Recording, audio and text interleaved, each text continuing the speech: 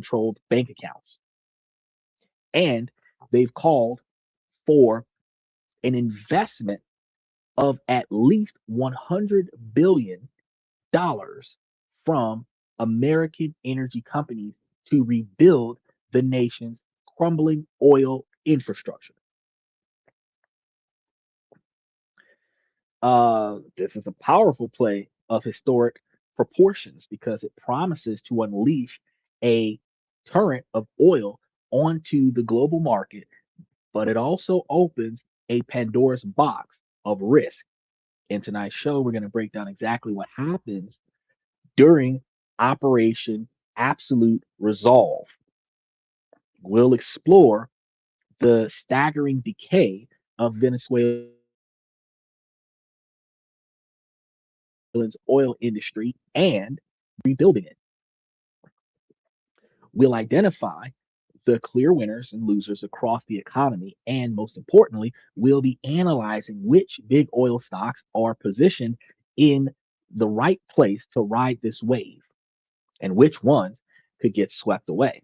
Now, this is a story of how lightning raid uh, in the Carcass area could reshape the global order and define the next decade of American energy.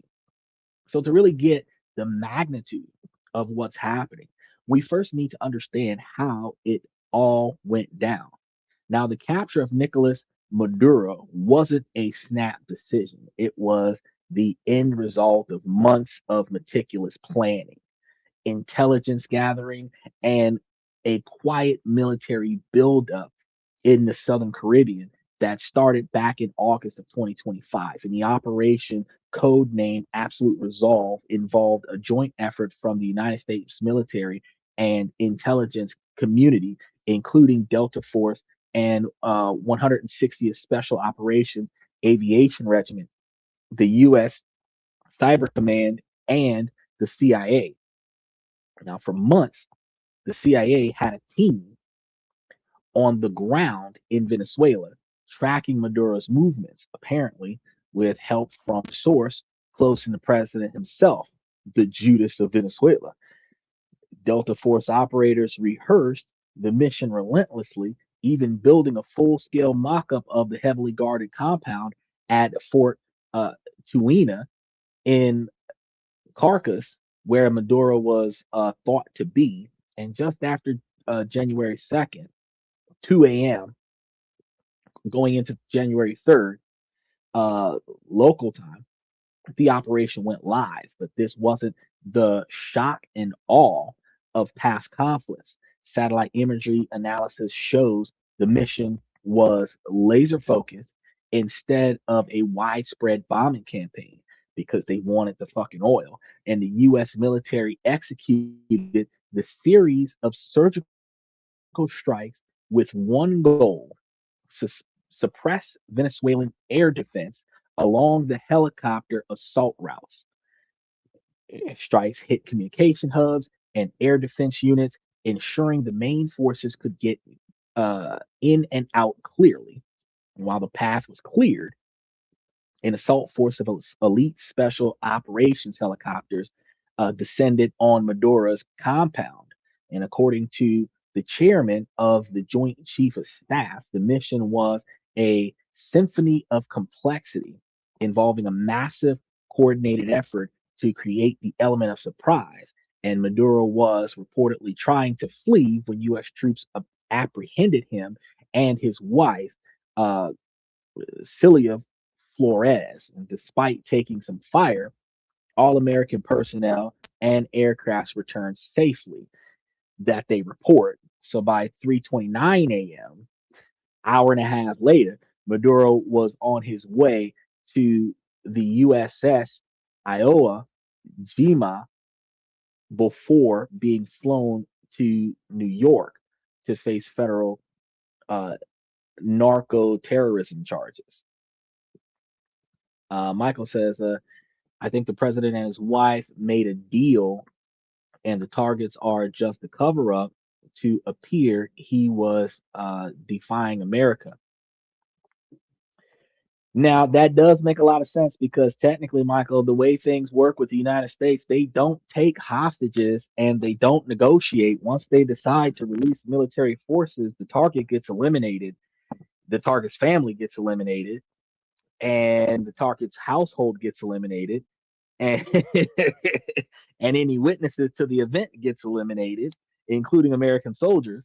And nobody speaks of it because the people who are telling the story are the people who weren't even on the ground when the situation happened. That's usually how the Americans operate. So, if in fact we did strategically go over there, take very little, if any, lives, came back with all of these hostages and brought this guy to prison, probably he cut a deal. Save face and call himself defiant. And they'll buy that because it gives them a reason to say, he's a terrorist. It's like a geopolitical way of witness protection because, I mean, at least they're not going to kill him yet. But in the aftermath, Maduro's vice president, Delke Rodriguez, was sworn in as acting president, the snitch. And in a gesture to de escalate, 41 political prisoners were released. But let's be clear, the justification of the operation quickly pivoted from law enforcement to economics because the Trump administration openly stated that access to Venezuela's oil was a primary motive. That's the main reason why they went out there. Who cares about the hostages? We want the oil. Yeah, we can free the hostages after we get the oil. Oh yeah, we can make sure that they survive after we get the oil. That's what's going on. Uh, Secretary of State Marco Rubio, Energy Secretary Chris White, and Vice President J.D. Vance all confirmed that the U.S. would now control and market the crude oil coming out of Venezuela. So the official White House face sheet was direct. The United States government has begun marketing Venezuelan crude oil with all proceeds settling in United States controlled accounts to be dispersed at Washington's discretion. This wasn't just a regime change, it was a changing of the guards for the planet's largest oil reserves. Now, when Dylan first told me about this before, he was like, "Oh, Venezuela is free." Looked to me like they hostages to me because if they whatever they had going on over there, they didn't have what we're going through in Chicago over there. They didn't have what we got going on in Memphis over there. But now that we are over there, exactly what we got going on with ICE is exactly what they're going to get from the U.S. military for years to come. I don't think they got free. I think they got overrun. But that's just me talking because here in America, we have the freedom of speech. So I can say whatever I wants to say. And it's not like the CIA and FBI going to run up in my house and be like, "Oh, you're not supposed to talk about that." Because it's not like they're funding this podcast. And if they were, I would have a bigger reach. Either taking over Venezuela was a good deal. Do you want China or Russia in the Western Hemisphere? America is open for business. Uh, all contracts with China and Russia is now voided. But that's what I was telling you yesterday. The contracts with China and Russia are voided with Venezuela. The contracts with China and Russia are not voided with the United States. The contract with TikTok is more likely to occur because anything that China wanted from Venezuela is going to now come from the United States. So not only does the United States have 170 million viewers worth of capital going into the TikTok platform, which is trillions of dollars, might we add.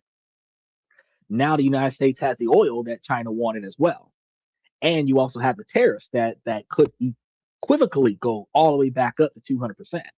So all of the ways that China is making money, the United States is controlling that, which makes it more fantastically capable for the United States to get that signage of that uh, uh, uh, TikTok deal, so that the U.S. can make more than 50% of the trillions of dollars that's going to be available on TikTok. True, but China and Russia have to with America directly. Well, yeah, they would have to strike a deal with America. Well, not China. Russia would have to strike a deal with America directly, and Russia is on bad terms with America right now because Russia wouldn't stop messing up Ukraine with the precious minerals in Ukraine, and then China and Japan already have a tariff contract with the United States, so you know that any crude oil contract that's going to follow that is going to be incorporated into the TikTok deal. Because if the US doesn't get TikTok, then the United States is not going to do any other kind of business with China because the US wants TikTok. It's a multi-trillion-dollar business. 170 million out of 385,000, 385 million. That's a lot of people. That's more than half of the United States. So that's a lot of money that the US can pocket for the government going directly into the pockets of the government. That's a lot of money to have. Uh, he says, well, technically, Russia and China have been allies for some time. True, but that's got nothing to do with them having a deal with Venezuela. China is definitely our enemy, though. Not true. We don't agree politically, but we're not actually fighting each other. Okay, so the United States has true to life enemies, and those true to life look like North Korea. We don't do any business with our enemies. No, China is not an enemy. China is just somebody that does not agree with the president when the president is doing stuff that China doesn't agree with. Uh, affect China seems to be the enemy of the world by their actions. Well, actually, China has their way of doing things, and because China is the second strongest governmental force in the world next to the United States, economically speaking, at the very least, when China says do something, if people don't agree with that, usually China has more leverage. But unfortunately, with the United States has more leverage because all the profits that China is more of an export country and the United States is more of an import country. So the America benefits from what gets sent to America and sold. Other countries benefit from what gets sent out of their country and sold in America. And Americans are wasteful. So Americans will buy whatever every other country sends to America. But that does not mean that China is the enemy of everybody. China's not the enemy of everybody. The fact is that they're just very strict about their rules, and not too many people who like that when they come from a more freer country. And we have to recognize that disliking somebody's decisions doesn't make them an enemy. It just means that we don't like what they do and how they do it, including their own people. They follow the rules that are set out for them. Now their country is stricter than our country, all the way down to the crosswalks. Just because they're stricter doesn't mean that they're the enemy of their people.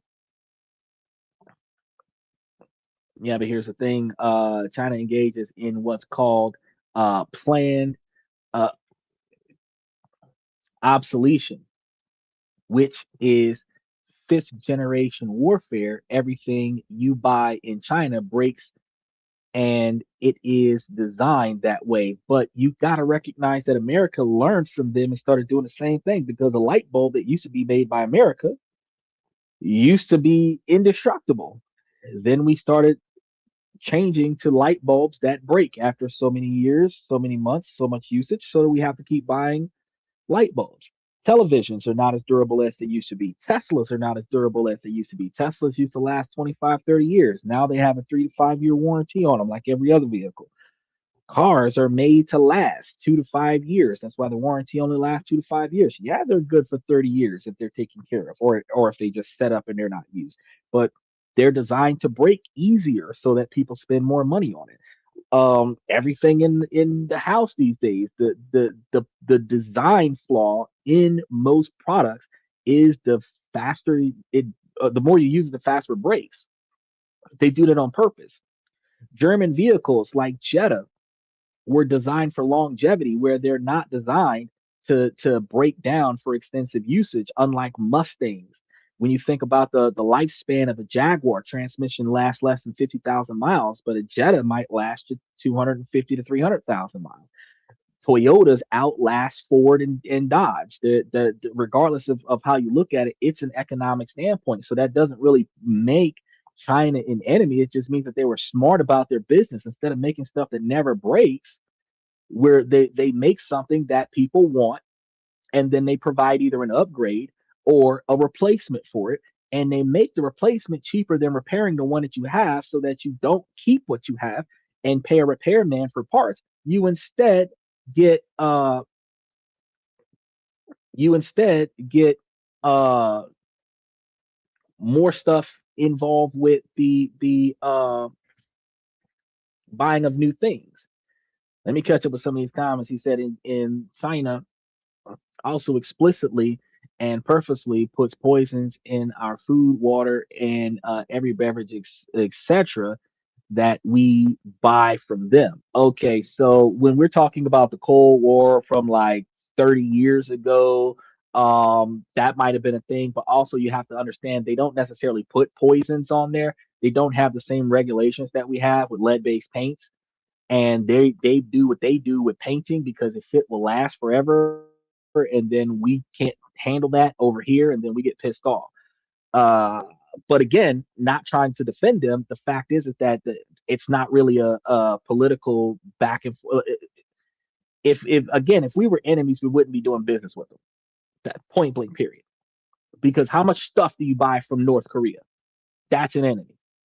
Is that even the pink dye that is used in children's toys for toddlers, etc., during the development stages, marketed by China, is cadmium. Again, China does not have the same regulations on minerals and metals going into their paints as the United States does. The kind of metals that they put into their paints, they'll paint a building and the shit will last for 1,000 years and you won't have to put another coat on it. You paint a house in America and a year and a half from now, you're putting five more coats on it. The fact is that they do it differently. We don't like it like that. And their paints go on the outside. Our paints go on the inside. You know that every paint can has "Don't breathe this in" on the label, but at the end of the day, we still breathe it in. We keep it in closed doors. We keep highly flammable stuff in the garage in the summertime where it could explode because we're not responsible for ourselves, which has been known as carcinogenic, that impedes human development of the brain by disrupting the endocrine system, but it doesn't change the fact that uh, it doesn't change the fact that that has nothing to do. If they put it on their products and they ship it to America, their laws on how their products are designed and our laws on how the products are designed are two different things. If we buy it, that's on us. If they got lead-based paint on their what is it, the Kona, and we buy it because it's got better electric mileage than the Tesla, I mean, we bought it. Directly marketed to little girls in America. They're directly marketed to children. The same toys that they have in their country are the same toys that we have in our country. And so we buy it from them and our kids play with them. But unlike our kids, their kids ain't shoving shit in their mouths. Their kids play with it right. Their kids don't use a Hot Wheel as a chew toy. So when our kids use a Hot Wheel as a chew toy and they're sucking on that lead-based paint, where that toy would have lasted 100 years with the way it was designed, our kids, with irresponsible parenting, allow the kid to damn near choke on a toy, and because he swallowed some lead-based paint, oh, China's trying to attack Americans. That's not what it is, and that's what not what today's show is about. Today's show is about oil, not China being a bad country. Why am I not number one anymore? You haven't been number one because you don't comment as much, and your comments are not positive because you're steering the conversation away from the main topic of tonight's show. That's why you're not number one. Are you switching up on your day ones? No, you're switching up on positive behavior because we're having an adult conversation about making money, make money for us, and you are clowning, and we're not clowning today. I told you keep those comments yesterday's show, not today's show. Uh, he said, I think a better word is competitor. Exactly. Exactly. Competitor is a fantastic word for it. not enemy. Why can't you use lead-based paint? I know, Michael, we was using lead-based paint when we were kids, but I wasn't putting toys in my mouth neither. On the house, on the car, I would repaint the dog if I could. Y'all know how we used to get rid of fleas? We would change the oil and put the oil on the dog.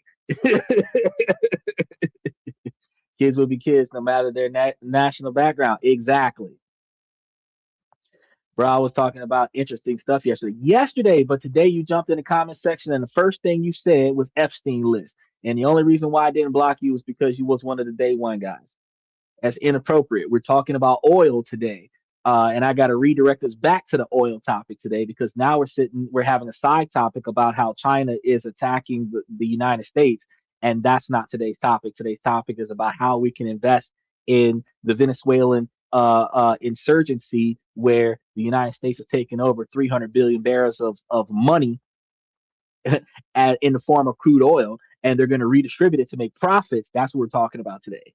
He said, no, that's the thing. China does not allow uh, the sale of the same thing and some products that they market to America that are allowed in their country or most countries. I would have to double check that. I would have to double check that. Give me a second. I would have to double check that. Uh, and then I'm gonna check it right now. I'm gonna double check that. He says if you want quality, buy Japanese made goods. If you want quality, get Japanese made women.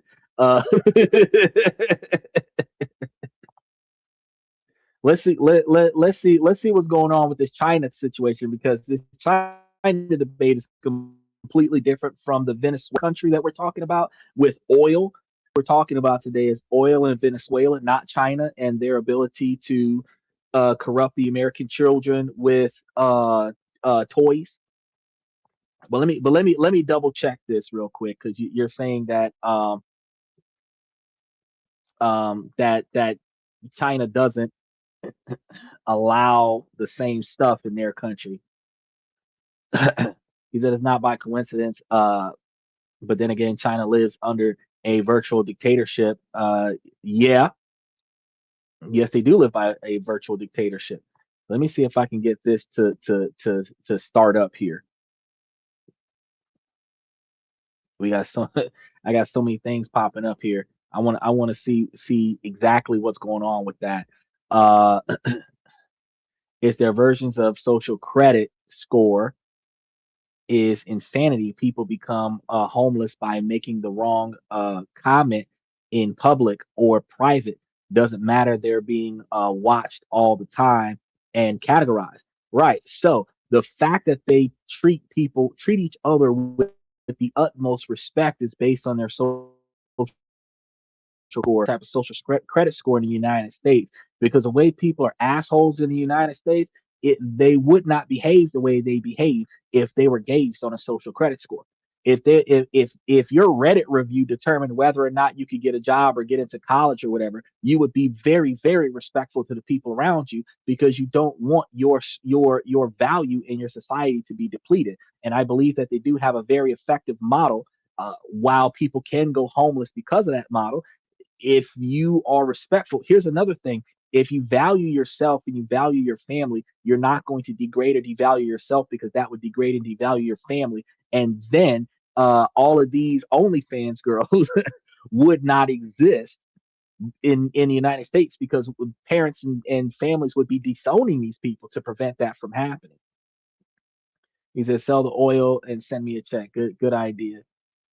Uh, now, as is the topic of the oil that was seized in Venezuela. Did anybody ever think that they found drugs on the oil boats? Nope, I didn't even talk about the oil boats. I wasn't even covering the drugs on the oil boats. I was covering the fact that because they took over Venezuela, the 300 billion gallons of oil that we're going to supposed to be addressing exactly where we could put our money with stocks, bonds, and investments, because of what just happened in the country recently. So you're completely left field on today's topic. I'm trying to see if I can pull this up for you so that we can go ahead and cover uh, so that I can go ahead and see what is the reference related to China not allowing stuff that's being sold in America to be sold in China, but ultimately straddling the supply of oil to China and Russia from Venezuela is definitely a positive thing for the United States. Yeah,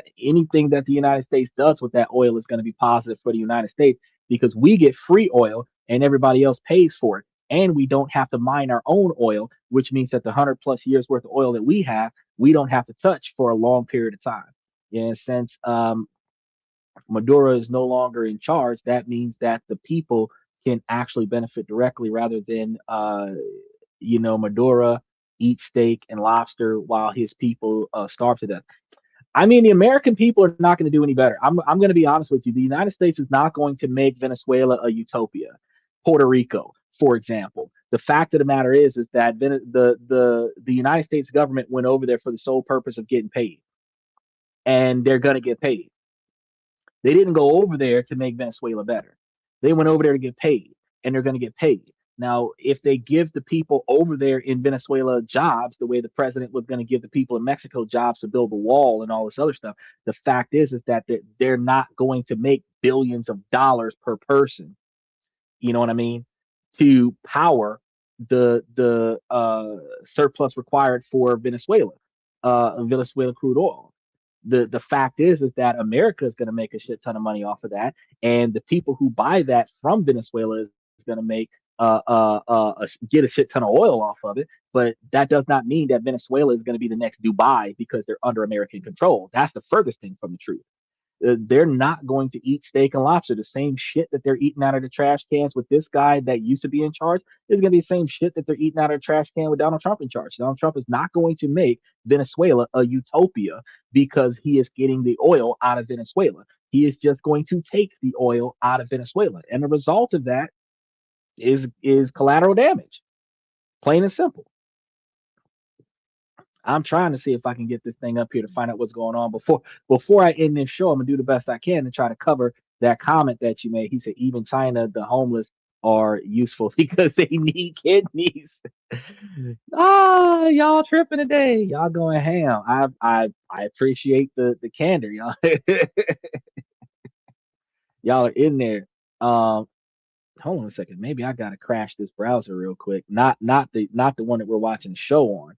Oh, there it is. There it is. Now the browser pops up. Oh, okay. So that means I'll be able to get that question in there. Especially those that have a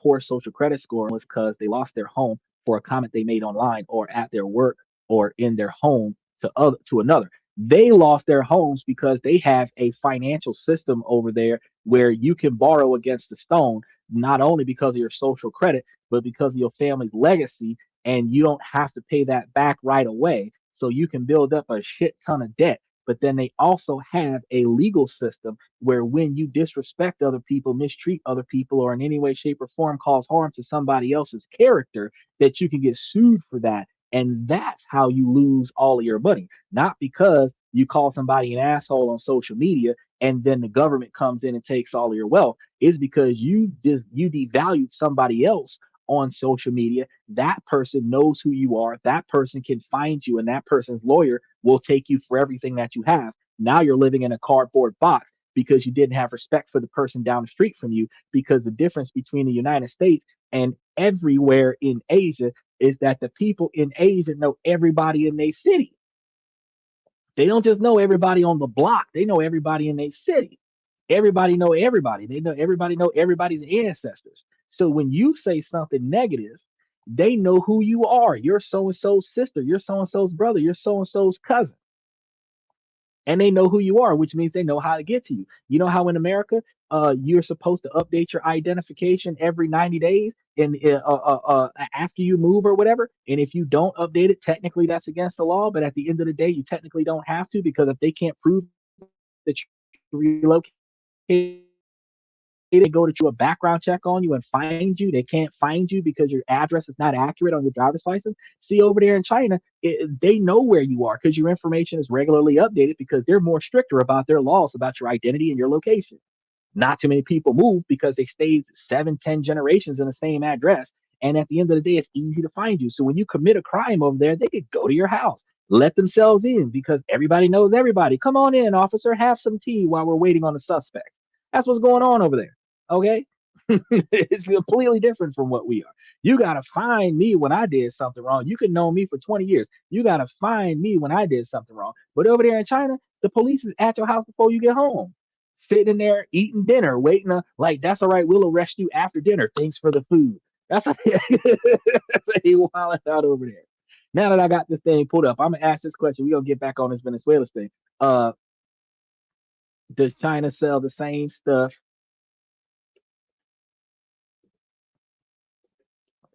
to its people that it does to the US,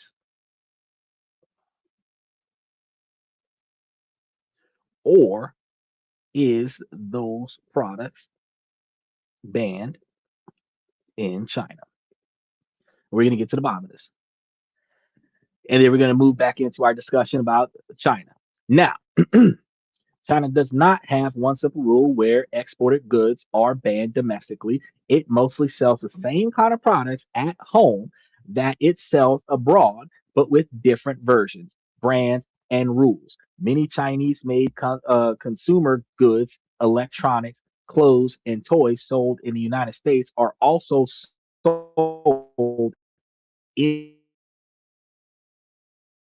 by different versions and product standards are that products often come in different versions for different markets. For example, different power plugs, safety labels, language, or software features, even if they are made in the same factory. Some goods must meet stricter or just different safety, quality, or data security rules in China than in the United States. And that's where the paint problem comes in at because their paint rules aren't our paint rules. So the United States Chinese versions, they're different and can be slightly different even when the brand is the same.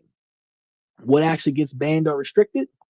China sometimes restricts or bans exporting certain items towards the United States, mainly sensitive materials like the algorithm for TikTok or other technologies. For example, some high tech metals like gallium or germanium or dual use items with military applications. Those export controls are about what can leave China and go to the United States, not about banning ordinary consumer products from being sold to Chinese people inside of China. Now, everyday items that people see in the United States stores are on site like Temu and Amazon. Clothes, small electronics, home goods, toys are typically also sold in China's domestic market, either under the same brand or a local brand from the same manufacturer. So the biggest differences are usually branding, quality tier, and price level, depending on whether the goods are aimed at Chinese buyers or US big box retailers or premium Western brands that outsource products to Chinese factories. So I took a lot of time on our straw man topic so that I could address that to make sure that it's clear that that's not what it is. But yes, China is a 100% surveillance state. Um, we acknowledge that. And oh Jesus, and then he says, has there been words of the U.S. Putting boots on the ground because there's a chance the collective and Fanby could sabotage the pipeline and oil rigs? No, there hasn't been any information about it yet because so far there. I'm going to get into the fact that there is one specific company that is already on the ground that holds about 75%, if I remember correctly, of the oil that's being produced out of Venezuela, and there are quite a few others that's trying to get in there. So we're going to be talking about that, but there has not been any reports of potential sabotage. That's true. The intention was to get paid and take over resources of Venezuela. Exactly. But they're also under scrutiny of the microscope of public opinion now. Oh, everything we do is going to be under public opinion microscope because American people can talk shit, but they can't back it up. The military backs up what the president say, but the day-to-day people who talk trash on a regular basis don't have the knowledge to back up the comments that they're making. They just argue for the sake of arguing without actually looking at how that benefits them. And today we're going to be talking about how this benefits us. uh because that's the only reason why I cover the topic, because I don't cover political topics to debate politics. I cover political topics to talk about how that political change impacts your wallet, impacts your ability to make and save or invest money. And so this is going to be a big financial change for investors who invest in oil, and that's when it, or investors who didn't think about investing in oil before this. I'm going to be talking about how this is a benefit for those individuals, because it is the oil companies that are impacted by this are in the core satellite portfolio that I've been telling y'all about. So we're going to be, for those that are watching at 16 by 9 and those that are watching us 9 by 16, you see those oil companies going across the screen. Those are the ones that are involved.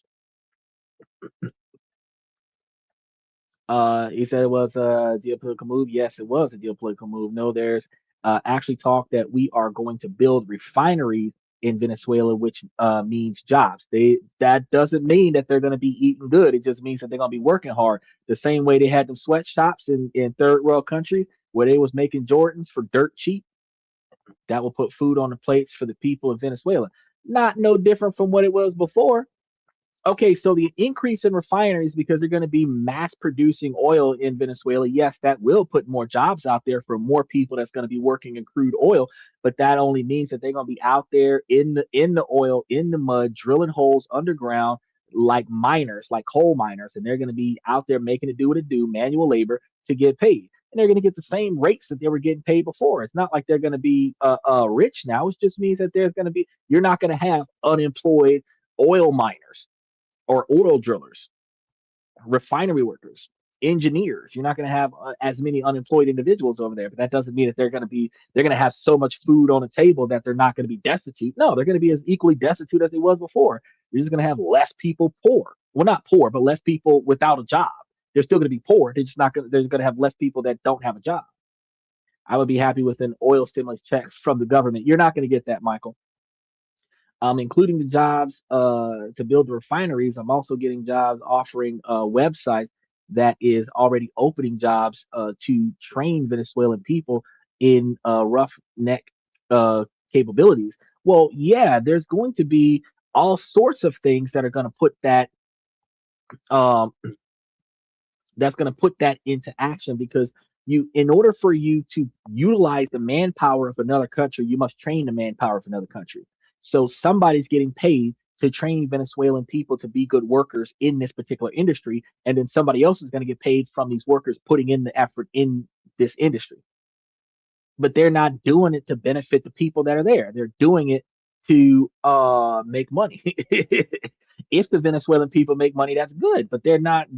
Donald Trump's goal is not to make Venezuela better. Donald Trump's goal is to take all 300 billion barrels of oil out of Venezuela. That's his goal. Funny part was a month ago, right? More cameras. Exxon is one of the ones that's in there. Venezuela basically has Halliburton and KBR vibes already. Okay, we'll see. Uh, what is that? Refu Refu Glockians? I'm guessing these are all different entities. And I get all my knees and pray we got fooled again. Nope, we're not gonna. We're gonna get some money off of this. I'm gonna tell you why. He said, you mean the tooth fairy isn't visiting me? No, Michael, the tooth fairy, you too old to have teeth in your mouth. You should have dentures right now at 72 years old.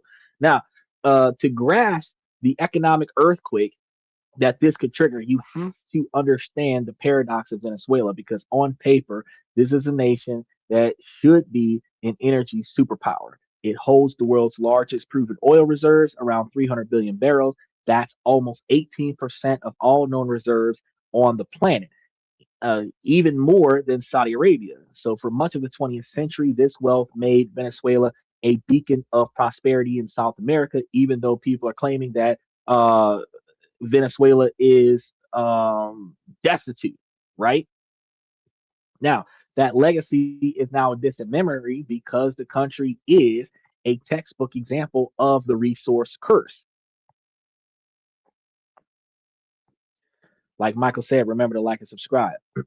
Decades of mismanagement, corruption under Hugo Chavez and Nicolas Maduro's and crippling U.S. sanctions brought its oil industry to its knees. Yep, there's going to be rare minerals there, Dixie carrots, and cons. I don't know about that. I don't know about that. We have to see because again, we're going to get to this point. An industry that once pumped nearly 3.5 million barrels per day was down to producing only 750,000 to 1.1 million barrels per day before the United States intervention because of all of the sanctions. That's a rounding error from a country sitting on a sea of oil, right? He said, yes, rare metals are definitely beneficial to America. Currently, China holds the monopoly, right? But that's one of the reasons why the United States backed Ukraine was because of the precious minerals, not because they were wrongfully being attacked by Russia. Because we had no problem with conquering Venezuela. Now, the decay isn't just about turning off a switch. It's a total systemic collapse. The skilled workforce, the engineers and geologists who knew how to run the fields, fled to the countries, uh, fled those countries years ago, and the physical infrastructure is in shambles.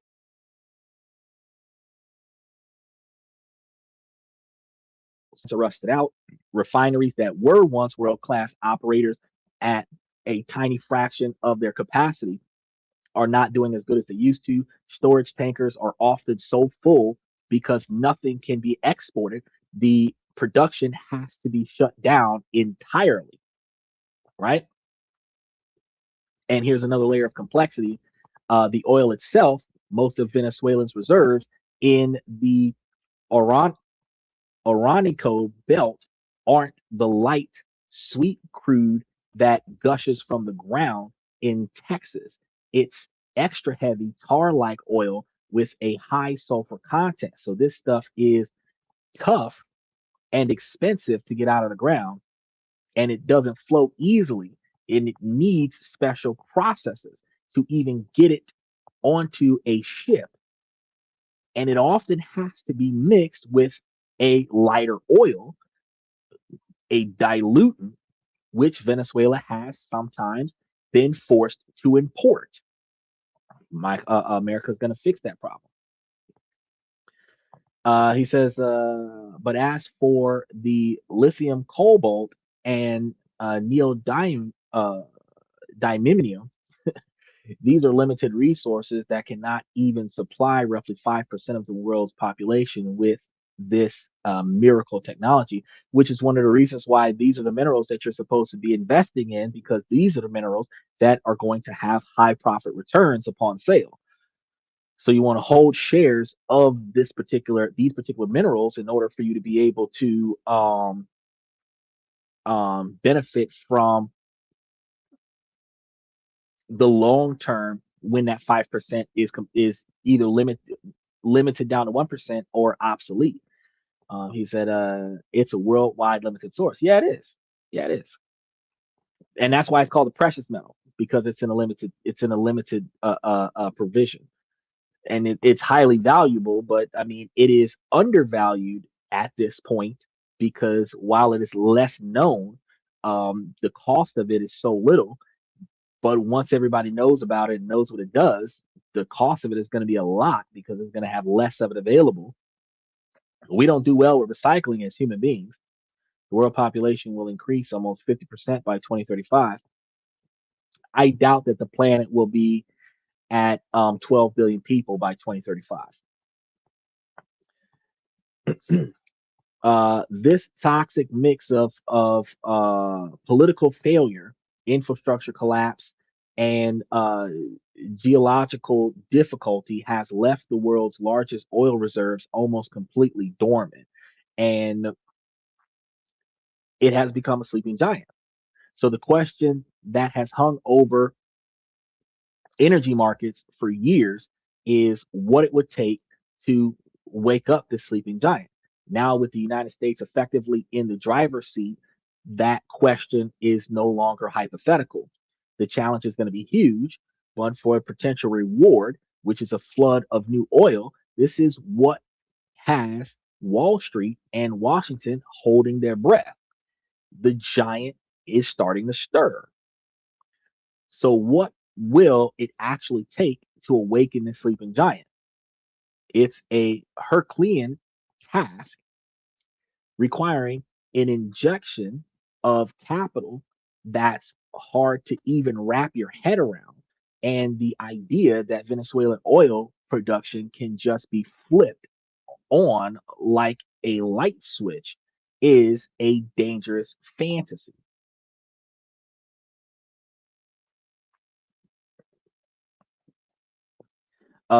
This looks like you grabbed an article and threw it up here, but let me see what it says here. Um, Cosmic ray production. One study estimates that cosmic rays could have generated between 162 and 642 million metric tons of lithium on Mars, suggesting a significant, potentially ancient source, which means that they're just going to go to Mars and they're going to mine that too. Japan is already switching to hydrogen, and the thing about hydrogen is that if you burn it, you get water. It's is also about 70% more efficient than gasoline or diesel, right? And there are quite a few countries that I have covered already that's working on hydrogen, bottling hydrogen and exporting it. Um, I remember the name of one of the countries right now, but we were talking about bottling and exporting hydrogen before. So uh, there was the American that turned his gas powered car into a hydrogen based car. Yeah, feds came and got him. It's been a thing. We used to have hydrogen pumps back in the early '90s, and they took them all up. They decided not to run that route with hydrogen cars. Burns about 70% cooler and 90% more efficient in terms of the air watts energy pressure wave pro- propagation fields that push the turbine and push the piston, aka sound wave energy. Well, that's good. Just getting water from the tailpipe. He's full of it. Technically, in a hydrogen engine that works efficiently, you don't need an intake or an exhaust system. Okay, true, true. Burning hydrogen gets water in from steam due to the hold on, the comments are rolling off. Covalent bond of hydrogen and oxygen is roughly a Mach 3.5 pressure wave field. Okay. We are completely off from the oil thing right now. What is hydrogen burns 100% clean, no carbon energy, and goes boom, 100% recyclable. That's good. All right. So, according to a detailed analysis by Rystand Energy, just maintaining Venezuela's current wheat production level of around 1.1 million barrels per day would require a staggering $35 billion in investments over the next 15 years, which is less than building the freaking wall for the United States. And that's not for growth, that's for the support. That money would be for patching up failing wells, installing lift systems to get the heavy crude to the surface, and desperately trying to stabilize the power grid and repair critical pipelines.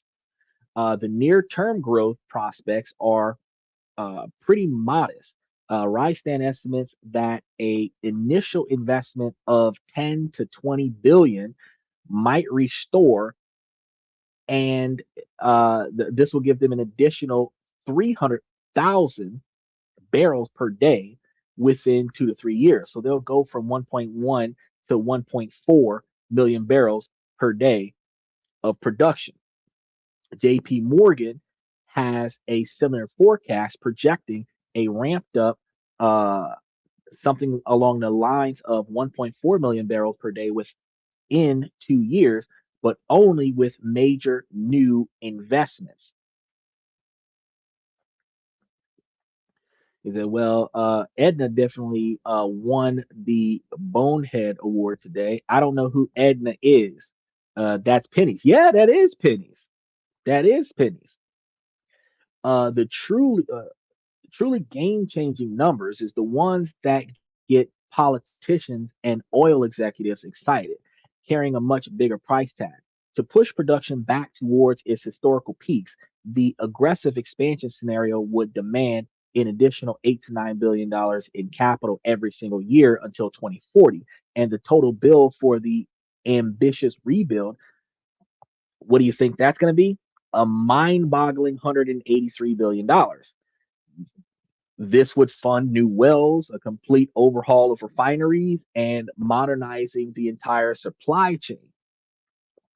And this is the number behind President Trump's call for a $100 billion investment from big oil, because it's essentially the down payment on the generational project. But it's not just about the money, it's about overcoming three critical bottlenecks. Uh, Hold on, he says, yeah, I don't report many things, but that one I did. I don't even know what that is. You said something about Edna. I don't know who Edna is. Then comes the resource war, and true. It could. There could be a resource war, or there could be profits all around. You never know. Everybody could have a foot in the water, and everybody could be making money. Is that the color of one's skin does not determine their value as a human being?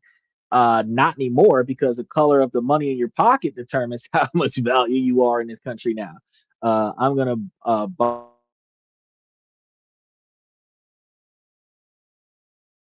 I mean, you can just throw a saddle on your ass. I don't know. Uh, their actions and content of character does. Okay, yes. So that is where the social credit comes from in China.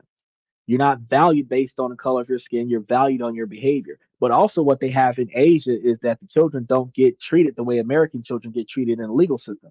The kids in Asia can commit a crime close to murder or even murder and just get a slap on the wrist, not necessarily have to go to prison for it. The stuff that they do as children are sealed. If they learn how to behave as adults, they don't have to deal with that. But as adults, if you don't behave well, you don't have any financial credit. Your character is in the toilet. You don't really have to bottle hydrogen. It has such a volatile capability that picograms can push a piston and you can make it as you go easily and not have to worry about. Okay, true, but we're talking about the actual crude oil. So yeah, I think we talked about that a few weeks ago when we were talking about Norway and we were talking about the plastic gasoline. Dylan would have brought that up too. I mean, it's a good observation. It's a good observation. So, foot in the water from a foreign nation resources. We saw that in Iraq twice. Yeah, but where we failed in Iraq, we shouldn't have failed with Venezuela. Now, first, refining is what we're going to be talking about. Venezuela's massive refineries are ghosts of their former selves, operating at a fraction of their capacity due to broken equipment. The country has suffered the indignity of importing gasoline despite sitting on the world's largest crude reserves. Second, storage and logistics. The system is so broken that even when wells can produce, the oil often has nowhere to go. Tanks forms fill up. The oil tank farms, they fill up. forcing producers to shut down or resort to expensive floating storage on tankers, meaning that they fill up all of this stuff, they put it on a boat, they let it just sit somewhere, or put it on a raft or a canoe somewhere, let it sit somewhere. And third, the circulatory system itself, the pipelines and thermals, where the network that moves crude from the oil fields to the coast is so degraded that it creates a permanent bottleneck that no amount of drilling alone can solve. And here we go again. This is the reality on the ground, and that is the 183 billion dollar figure that is representing the monumental challenge of rebuilding an entire industry from the ground up, all while navigating a political minefield. It's a high stakes gamble, and the first players are already placing their bets, right? Okay, he says oil is composed of hydrogen, carbon, and oxygen. Right, but we're talking about buying and selling oil. In fact, one of the processes to refine gasoline is making hydrogen. Okay, yes, sir. Oh, yeah, they will get it right like the 12th time. Hey, but we're going to make money off of investing in it. We're not going to go over there and build shit. I'm going to tell you guys how to invest in it. Electrolysis. Are we even on the same topic? Separating oxygen and hydrogen, right? Okay. 0. 0.3 volts to electrolysis of water and hydrogen. It's all about the frequency of 7.682 hertz that actually separates it. Okay. Yeah, like we made money from Iraq. Exactly. The people who invested in oil made a shit ton of money off of those investments. Now, an event like this doesn't happen in a vacuum. The prospect of Venezuelan oil returning to the global market sends immediate and powerful shockwaves through the United States economy. In a classic case of creative destruction, and it will create clear winners and losers here. And none of that went to the people. I keep telling them it's not going to go to the people. It's not going to go to the Iraqi people. They're not going to send stimulus checks to the American people, but the people who own stocks and shares in the companies that are going to make this money, they're going to make that money. You say, well, that's what KBR and Halberton did. Yeah, but I'm going to be talking about different oil companies than those two. The most obvious winner is going to be the American consumer. A potential influx of millions of barrels of new supply fundamentally alters the global oil market. It puts powerful downward pressure on prices. Special shout out to the Tampa Bay area. I'm gonna let that one slide. Uh, some forecasts predict Brent crude, the global benchmark, could fall into the mid 50s, like $50 per barrel range set. And for the average American, that means lower prices at the gas pump, freeing up income and acting like a broad based economic stimulus. Lower energy costs would also ripple through the whole economy, reducing expenses for businesses from airlines to manufacturing. Uh, Remember, there will be waste involved, so invest in some waste management. Exactly. Fantastic, Michael. Fantastic. Thinking on your toes during the shock and all campaign, as well as the tank rounds and the bullets that were used for the troops, uh, which is also where Gulf War syndrome originated from the depleted uranium in the rounds. That actually is not bad idea, Michael. Although, do you remember the original purpose of Ida Crossing? Consumers won't make us any money. We are consumers, so we're gonna save money by not having to spend as much money on other stuff. He says it never has. It was just bankrupt us oil companies overall, bankrupt U.S. oil companies overall. Well, if it bankrupts U.S. oil companies, then don't invest in it. If that's your permission. That's your perspective. Let me know when the price of oil goes down at the pump. Well, gas was under $2 a couple weeks ago. So if when I remember gas was almost $5 a gallon, it's now under $2 a gallon. So woo, that was quick. That depends on where you live, Michael. In Arizona, I pay 316 a gallon for diesel. I'm talking about premium gas. I'm not even talking about 80, 87. I'm talking about 93 and 94 octane. I was under $2 a gallon just the other day. $2.30 for unleaded. See. Now, the second big winner is a specific slice of the United States energy industry, which is the Gulf Coast refineries. You can invest in those guys if you want to. The massive complex refiners in Texas and Louisiana were specifically built to process the exact type of extra heavy, high sulfur crude that Venezuela has in abundance. So for years, since sanctions cut off that supply, they relied on more expensive heavy crude from places like Canada, which we can't do anymore because we're not on good terms with Canada. So the return of Venezuelan oil is an extraordinarily positive development for Texas and Louisiana. It means cheaper, more abundant raw materials, which widens their profit margins. But where there's a winner, there's always a loser. The most prominent loser could be America's own shale oil industry, particularly in the premium basin.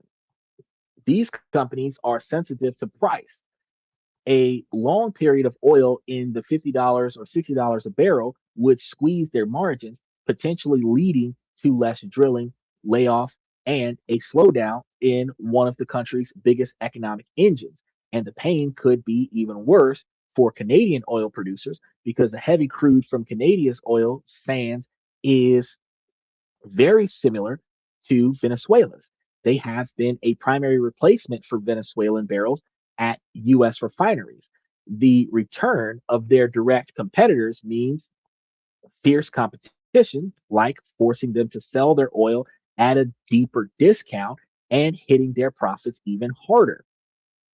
And finally, there is the US government in the short term, the sustained military presence to provide security so that all of that uprising that you guys were talking about doesn't occur as much means higher defense spending. But Washington sees this as a price worth paying. So the administration has been explicit that the key goal is to limit the influence of China and Cuba in the region.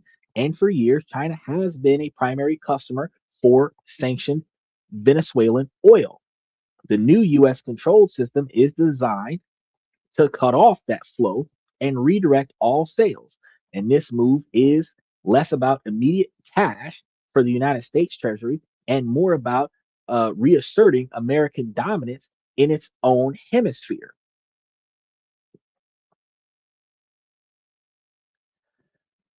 uh, OPEC controls has prices, not the US government. We're going to get to that. Invest in stocks, real estate, everything else is a side hustle. That's what I talk to people about on a regular basis. That if you invest in dividend based stocks, then you can have your interest rates paid to you, and you can utilize the interest rates to pay into real estate, where your real estate can then produce more revenue for you. And anything that you borrow against in real estate can be offset by the dividends provided to you from your stock market, which will be a tax blanket. And then you really only have to deal with any profits that are recognized off of your real estate. You can find yourself building $1 billion industry by putting your principal into cash dividend stocks and then taking your interest and putting it into real estate, getting rental properties, building yourself an empire that you can pass on to your family, your kids and your grandkids. 49.69 unleaded in Washington State. Oh, see, okay, that's high as fuck. Fractional mining, that's one way to do it. So tell that to the people of 2009 that lost their entire life pursuit in the stock market and real estate. They weren't paying attention to the dividend rotation strategy that I've been talking about since June of last year. They weren't paying attention to the undervalued stocks that I've got going across the bottom of the screen. More military spending. Why not? Oh, of course. We were saving money when they recalled all the troops under the Democratic authority, but now that we're under the Republican authority, we're going to war in the United States and we're going to war outside of the United States. But the Democrats were the problem. Never put your eggs in one basket and never count them before they hatch. That's a good saying, but you should definitely pay attention to the stock advice that I've got for you today. Do your research and see what's best for you. Like it or not, Adams, what is it? Atmos America producers uh, armament to the world in the amount of technology and the production military spending means more advanced technology, which means that you're going to have to find another job because most blue collar jobs are going to be dismantled by technology, which means you're going to find yourself unemployed eventually. And if you don't build wealth, you're going to be poor. You're going to be poor and homeless. Figure that part out. And from that technology that is advanced in the military spending also comes the application of civilian technology advance. Yes, exactly. War is business. Right. And the employees are the casualties. We end up losing our jobs because we did too good making equipment that can do what humans do.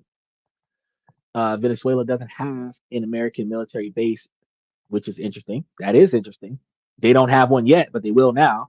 Like it or not,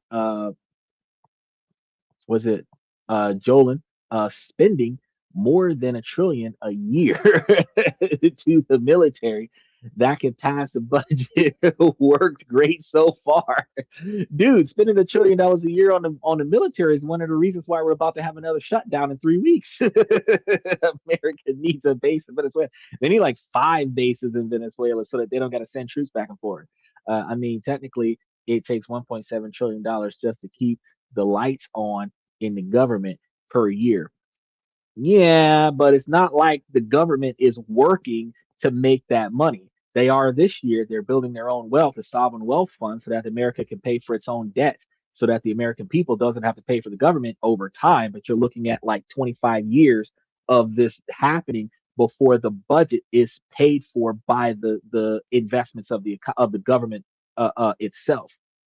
Do your homework first all the time. More tech has to come out of NASA with a far less funding than the DOJ. You are right. And with that being said, for investors, this all boils down to one question: where does the money go? This prospect of unlocking 300 billion barrels the stock market, but it is not a simple story where everyone in energy can uh, uh, stock up their shares in the stock market and expect those shares to go up. It's a high risk game where a company's specific situation in Venezuela is everything. So I want to break this down real quick with the key players so that we know who all is involved. He says they signed an almost $5 trillion bill this year and they ain't saving anything. Without war, we would not have the space program, freeways, etc. I'm not gonna argue with that, bro. I'm not gonna argue with that because didn't your boy make the atom bomb by accident because he was trying to create infinite energy? So every time we do something for good, evil can come about for it, and every time we do something for evil, good can come about of it because having 30 times rolled steel that's bullet resistant to 9mm firearms only happened because he was making stuff for military and space use. Humans thrive on conflict and the technology that results as of. Yep. And we are after all the alpha like predators species, alpha predator mammals. Now, here is some of the ones that we're going to be getting into real quick. Man, my internet sucks right now. Uh, he said Cold War A Cold War brought the space program. Yes, it did. Now, Chevron. I'm going to start with this one. So when we were talking about, oh, who are you going to invest in? Who are you going to invest in? Well, first person that you need to start considering is going to be Chevron and give you that ticker.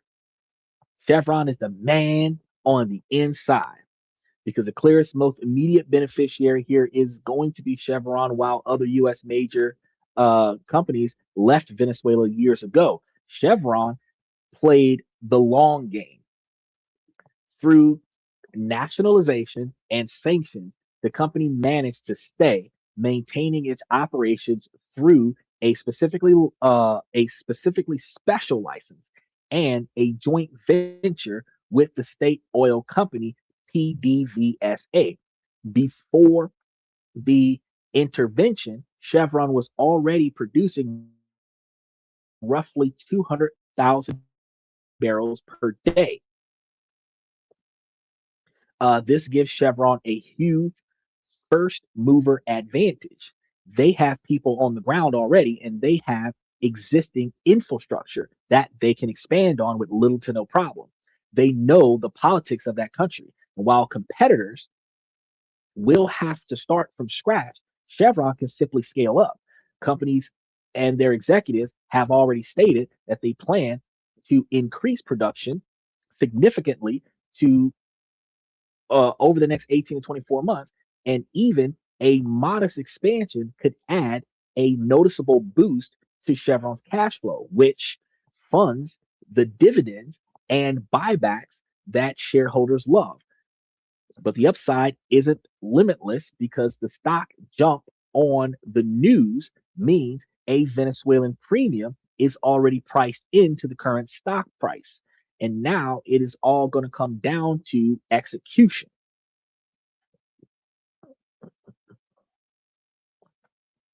He says, I'm trying to see, American oil companies are historically known for not paying dirt in third world countries, for not paying dirt.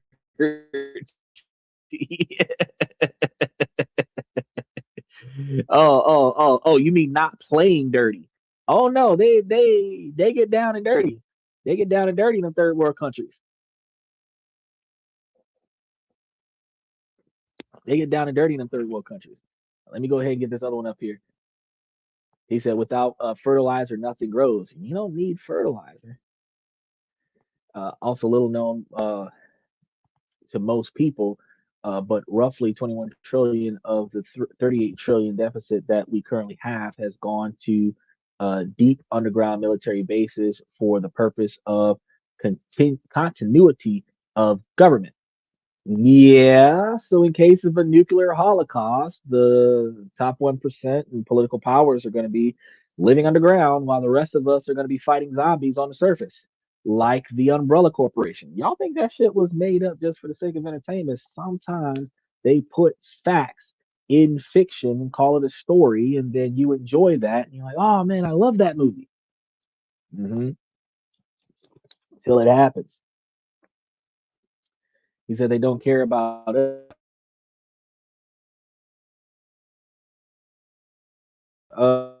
Michael Jackson said that a lot, but it's pretty uh, apparent that they plan to hide themselves underground in a very short amount of time from something that they're going to cause, the same way they caused COVID.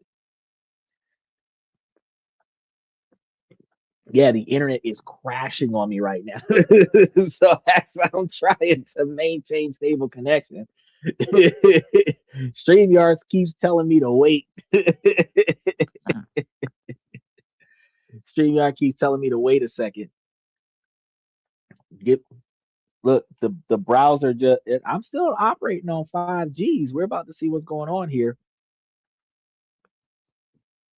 Oh Lord, here we go. We're in one of them situations where there it is. All right, we're back. I was about to pull myself up on the cell phone and finish streaming from the cell phone because the browser started acting funny.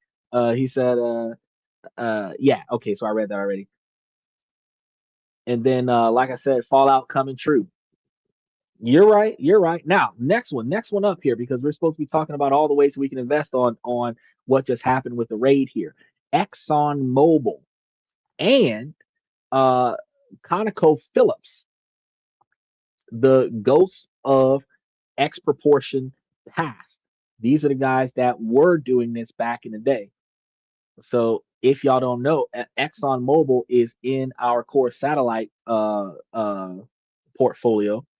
I've never heard of ConocoPhillips, but ExxonMobil, we know about those guys, and these are some of the ones that are going to benefit from upcoming trends.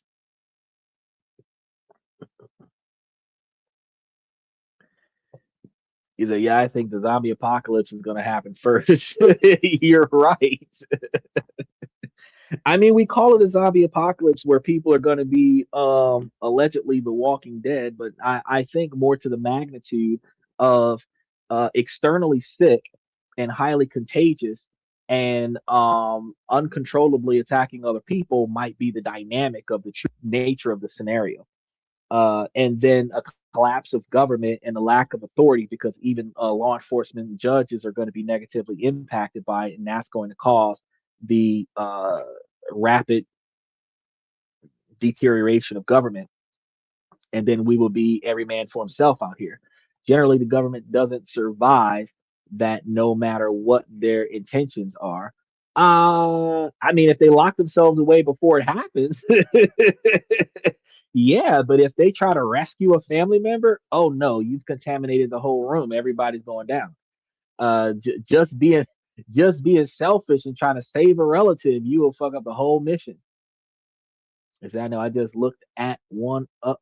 I just looked that one up. Oh, okay. Even if you put all of the 1% underground, someone is cleaning the toilet. Oh, you know it. So the janitor. So the 1%er and the 105%er, those two are going to be in the safe space. Uh, Cap all. I looked at one of two. Okay.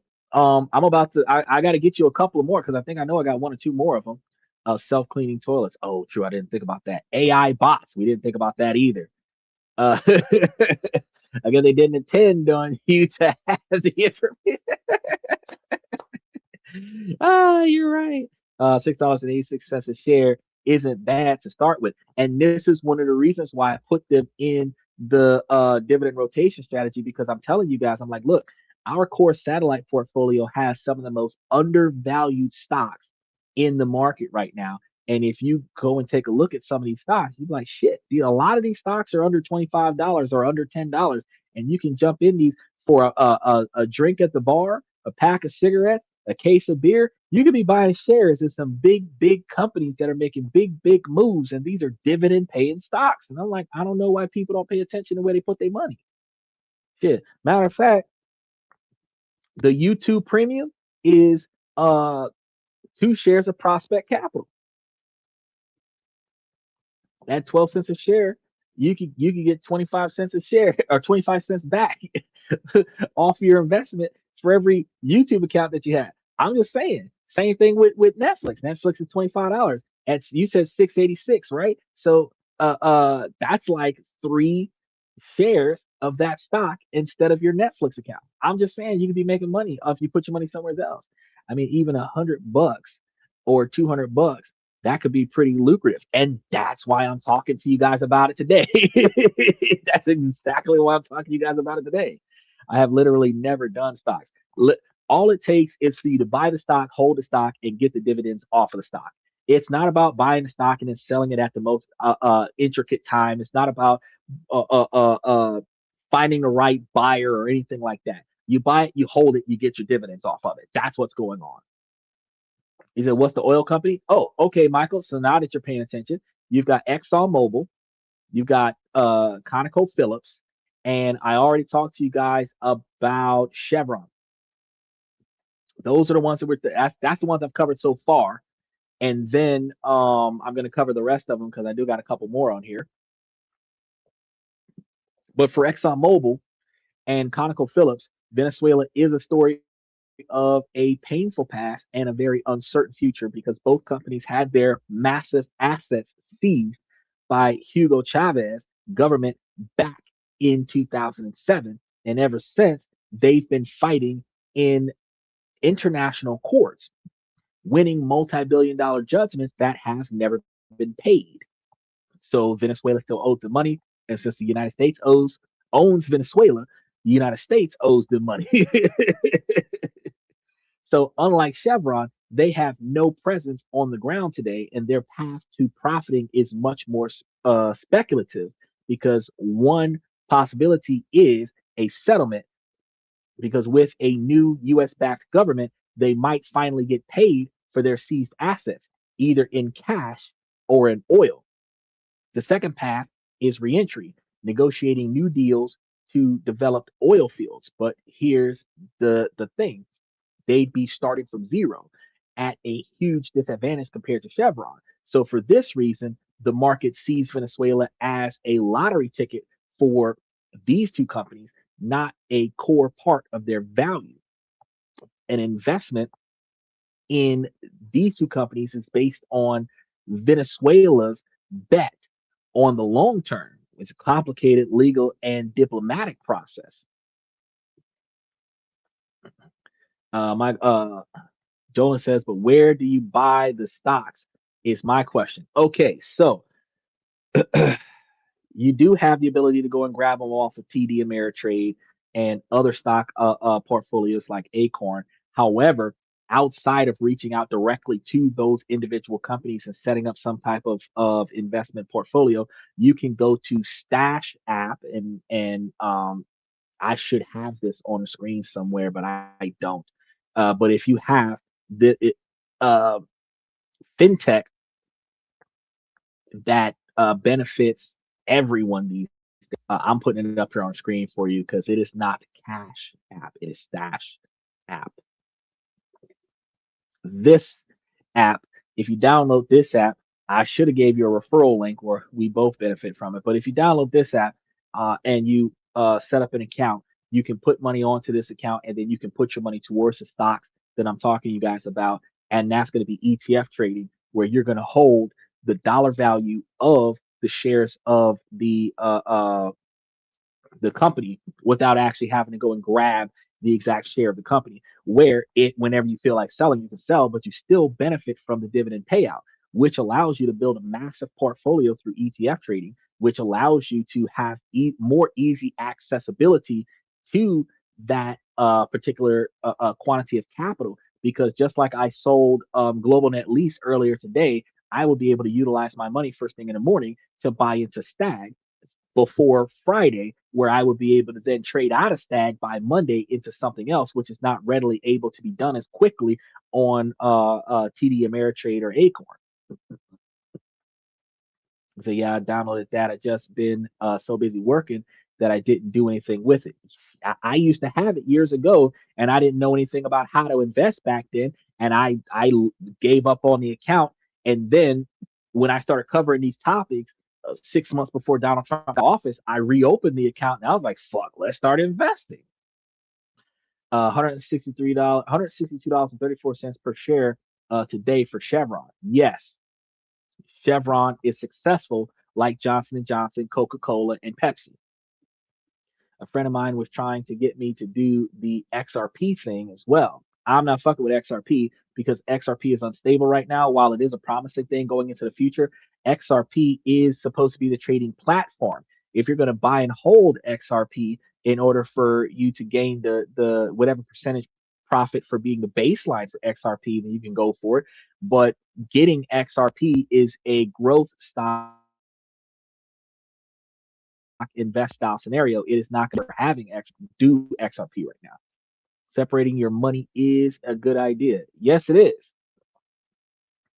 That's why I'm giving you multiple oil companies. So if you put your money on Chevron, Shell, Exxon, um, some of these other companies I'm about to go into, then you would have different oil companies. But the ones that I have at the bottom of the screen, if you're looking at us from 16 by 9, or the ones that I have at the top of the screen that you're looking at on a 9 by 16, those are going to be the three best ones, which is going to be Shell, Chevron, and ExxonMobil. that you can invest in related to oil, and the stock market is going to do its thing. He said, but in another 2.5 payments, it's paid off. I just broke my foot, so it. I know I kind of got set back. Oh yeah, well, you wasn't you wasn't paying you wasn't paying attention to investing when you fucked your foot up. So even if you don't have the access to the income because you're still trying to pay off your truck. But when you pay off your truck and you're not spending $1,000 a month on a truck note, you can spend $1,000 a month on investing in these stocks. And if you're paying $1,000 a month, that's $12,000 a year. In 10 years, that's $120,000 plus interest. You can find yourself with 15% or higher interest rates off of $100,000 worth of stock, getting 15 to $20,000 a year off of that stock. And if you're running that for 10 more years, with you adding an extra 20, 15, $20,000 for the stock on it, you're adding almost $30,000 onto it every year, which means that over 10 years, you'd be adding $300,000 on it, which means you should have a $500,000 inside of 20 years if you're only putting away $1,000 a year. But you might have more than that depending on how much money you're putting away versus the high interest that you're investing in, which means that you could potentially end up at close to $800,000 or at least $700,000, which means that you would still be making way more money off of your stock portfolio and dividends than what you're making off of your daily job. 30% of this, 30% for that, 30% in cash. That's a good way to split it up. 10% to God? No. Okay, so here's the funny part. You're not giving 10% of your money to God. You will never, ever give 10% of your money to a God because, one, if you believe in the Christian Bible, God doesn't care about money. God doesn't care about assets. God doesn't care about uh, uh, uh, material possessions. Has no need for it. You're giving 10% to the church to make you feel better, and you're calling it in the name of God. And if you're giving it to a church that's not giving it to the people, you're giving it to somebody like that one pastor that held everybody hostage for $45,000, or the other pastor that was living in a $52 million mansion with 3 private jets because he didn't want the devil to come over him because he had anger management problems and he didn't want to fly coach like the rest of his congregation. You're not giving 10% to God. You're giving 10% to a entity that is going to profit off of you giving them 10% of your income. So technically, you should do 30% here, 30% there, 30% in cash. Well, technically, 40 to 60% in real estate, 20 to 30% in the stock market, and then the other remaining amount should be accessible in bank accounts and in cash, where if power goes out, you still have money, but when the power doesn't go out, you can do foreign exchanges because you can easily wire transfer something in your bank account, but it's hard for you to deposit $30,000 into a bank. They're going to ask some questions. Where'd you get this from? You know what I mean? If you're going to give 10% to somebody, you want to give 10% to your kids, you want to give 10% to your grandkids, you want to donate 10% to public schools so that you can get a tax write-off on that. Donate 10% to the public libraries or something like that. If you're going to donate 10% somewhere, don't donate it to God. Donate it to somebody who can benefit from it. Donate the 10% to the homeless people that are living on the side of the street. Donate 10% to the shelters and nonprofit organizations that are trying to build an environment that homeless people can come back off of instead of leaving them homeless on the side of the road. Don't give your 10% to God. You know, I'm going to say no to that one. That's like the only part of your investment strategy I thought was flawed. It's more like about 98% cash for me. Yeah. You can change that method at any point in time and put 40% somewhere else, buddy. Yeah, I don't contribute nothing to churches. I do, however, buy homeless people food and help them out and stuff. That would be more effective. That would be more effective. Buy them some clothes, you know, very often. But again, that's when God tells me to. Exactly. Right. Because the work of the Lord is done through the acts of man. So when a man feel like buying a brother something, then he does. Italian oil company, we'll see. Now, Halberton and Schlumberg. These are two other companies that are involved in the situation. So let me give y'all these. Oh, and the oil field service sector. That's another one. That's another one. So I forgot all about these guys. The oil field service sector.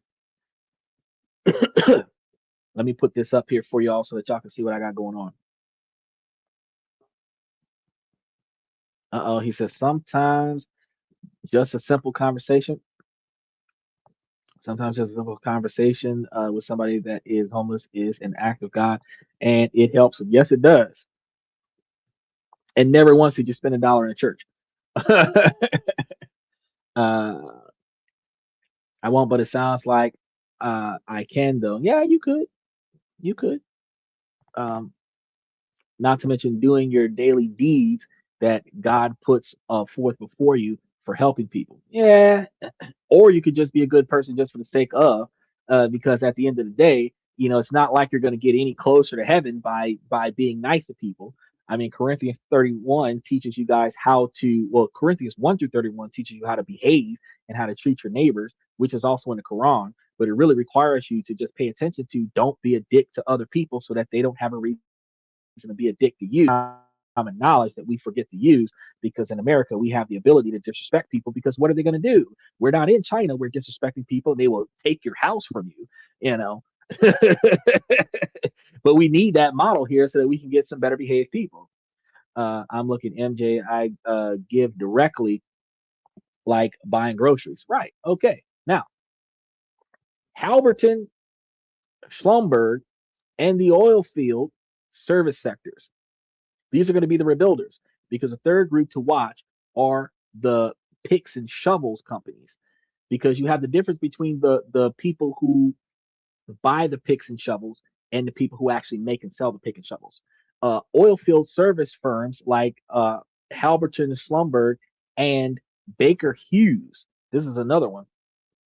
These are the companies that will do the heavy lifting of that $183 billion rebuild because their services are essential for everything from fixing oil wells to drilling new ones. The sheer scale of the work is a potential multi-year revenue windfall for this particular sector. But the key word is potential.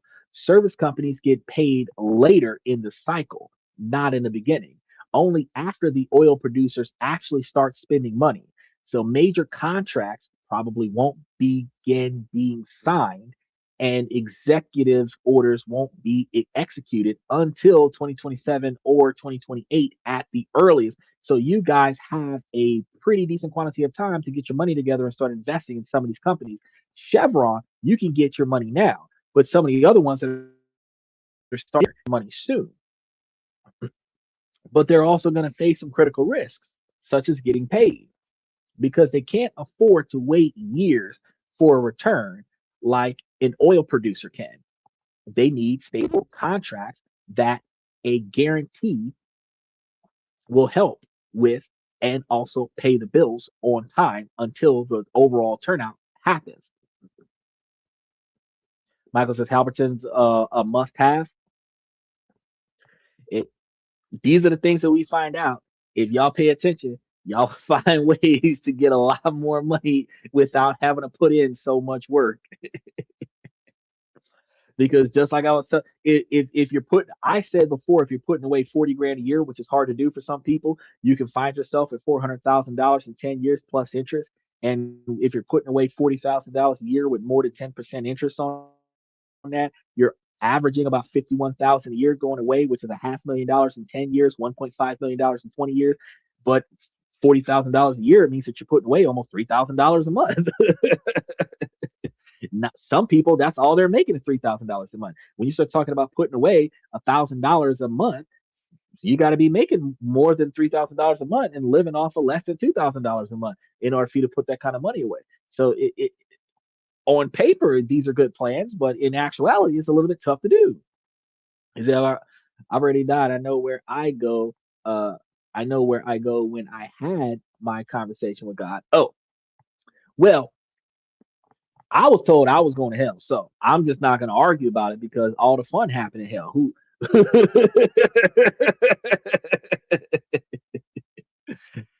Supposedly all of the drug dealers are in hell and everything to that effect. So that means everybody gonna be smoking weed, drinking liquor, and having a good time. The all the strippers are in hell, right? All of the OnlyFans girls are in hell, right? All of the Backpage girls are in hell, right? So I mean, where are we going? Because didn't they say that the other guys, and when they die, they get the 72 versions? We can get like 72 sluts, and it's not as bad. Hmm. No, I'm just saying. He says buying a wasteland for all the trash. You don't need to buy a wasteland for all the trash, Michael, because that's what Venezuela is for. Dumping.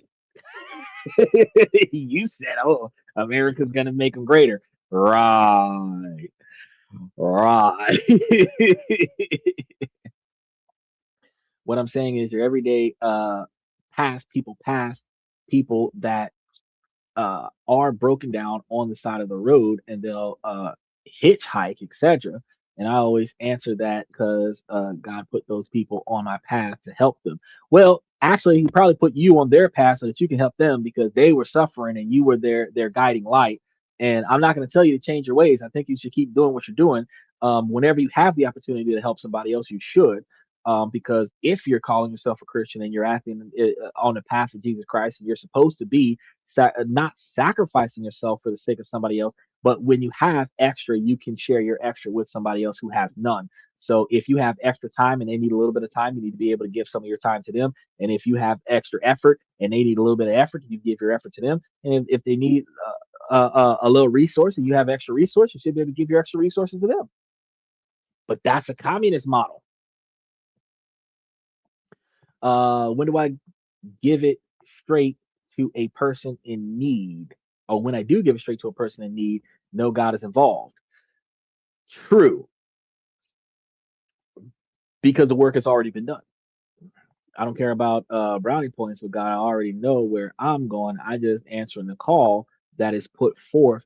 These there's a reason that I meet those people. You're exactly right. And giving for the sake of giving, not for the sake of reward, is what the whole purpose of generosity is supposed to be about. You're not supposed to be giving hoping that you're going to heaven. You're not supposed to be giving hoping for the sake of a blessing. You're giving because you can, and you're giving because you know that the other person needs it. People still give selfishly because they don't want to be in a destitute position and somebody not help them. So to put it in the atmosphere, when they see people in a destitute position, they help those people the way they wish they would have gotten help when they were in a destitute position. And hopefully, the next time they end up in a destitute position, somebody is going to be kind enough to come and return the favor, even if it's not the person that they helped originally. But those people are putting out good faith effort into the atmosphere in hopes that karmic return will give them good faith effort in return when they're in their time of need. So, probably less than one third of giving is given just because you can. A lot of the times it's given for the sake of glory and praise, and a lot of times it's given with the expectation of some kind of return from either a God or some other source. Whether you admit it or not, that's how a lot of people operate because they believe that if I keep doing this, I'm going to end up in a good place. But that's an expectation. You should just be giving because you can. Now, back to the oil topic.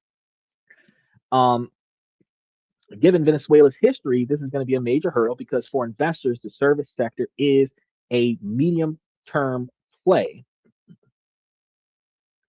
This is going to be a bet that the initial stabilization will succeed and pave the way for the real building to begin, right?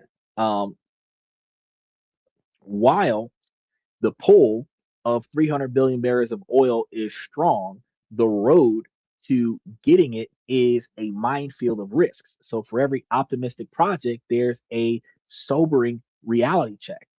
The single biggest risk is political because the current situation with an interim government operating under United States oversight is extremely fragile. There's no guarantee of long term stability. The risk of a reversal of sanctions being reimposed or even future asset seizures can't just be dismissed. And this is why many in the industry still see Venezuela as high risk and potentially um, uninvestable without ironclad security guarantee from the United States government. He said, I never call myself a Christian, though. I just walk the path, and it always ends up in my favor in unforeseen ways. That's true. Whether you're religious, Christian, Catholic, Roman Catholic, Jewish, uh, Seventh Day Adventist, Muslim, whatever religious beliefs that you come from, the fact is that those individuals that claim to be acting in good faith in the name of the God or Jesus Christ that they worship. The fact is that the moral standard is that you're supposed to give because you can, not because you're going to benefit from it later. That it is what it is. That's what it's about. And it's going to be blind faith because you believe in what you have never seen, um, and you expect it to work out. And usually it does. As long as it's working out, you hang to it. When it stops working out, that's the true test of faith. Is it going to go the way you want it to go? Yeah, yeah. Not too many people think about that part. Then they say that everything bad that happens in their life, oh, that was a test of God. That's my trials and tribulations. No, a lot of that was just bad decision making that you got to recover from. Even when it doesn't work out, it always does. No, when it doesn't work out, it fucking sucks. And then you find a silver lining at the end of the fact that it fucking sucks. And you start working your way out of a big mistake, a bad hole, the wrong decision, the wrong turn. You learn from your mistake and then you pivot in another direction so that you don't go through that again. Because if you're in a bankruptcy, nobody gives you money to stop you from going bankrupt, but you do find a way to save some of your assets. You can say that you benefited from it down the line because now you don't have to work as hard to keep as much stuff, but no, you lost a shit ton of stuff. You just managed to keep some of it. Big difference. Now, there's a commodity price risk that's going to happen here, and the very success of the venture could hurt that commodity price because a flood of Venezuelan oil on the market will drive down global prices, which is beneficial for us.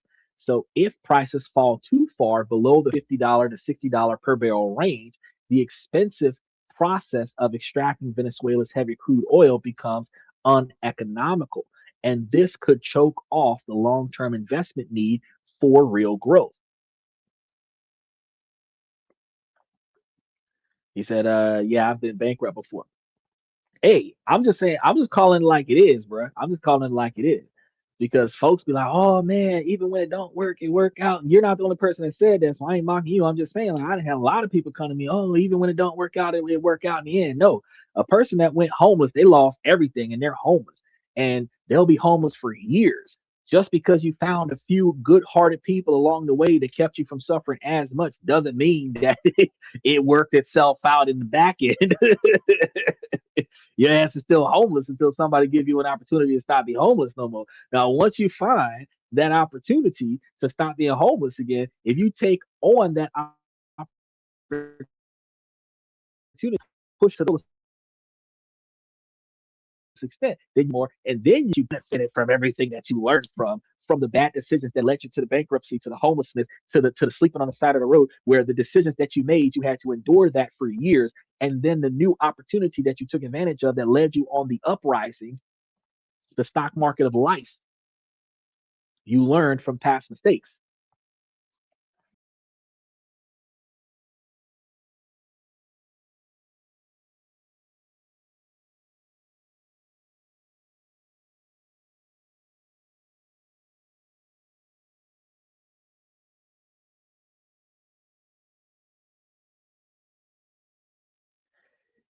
This is the shit I be talking about. This is the shit I be talking about. See, we ain't done yet. Damn it. We still here. We ain't done yet. Damn it. This shit keep messing with my internet. I don't have to call the motherfuckers in the morning. They done messed up half of the damn podcast over here. Hold on, let me see what's going on here. Oh yeah, yeah. We're up here. Okay. Now, what? That is everything is still on the up and up. It's still rocky road over here. All right. So the operational risks of the Venezuelan market is also going to be immense. Now, the $183 billion rebuild estimate is look, what is going on with the thing here? They got the comment section in an uproar. They did see this is what happened when T-Mobile be trying to fix the fucking towers in the middle of the night. These motherfuckers just turn some shit off. These motherfuckers just turning this shit off. What he said, Shenzhen Stock Exchange, the NDK Stock Exchange, quite a few, they make some money. Now, let's get into I had to get everybody back on because I'm sitting over here mad as hell. I was like, wait, why are we not? There we go. Why are we not flowing the way we was flowing a moment ago? Because T-Mobile be fucking with shit. They be touching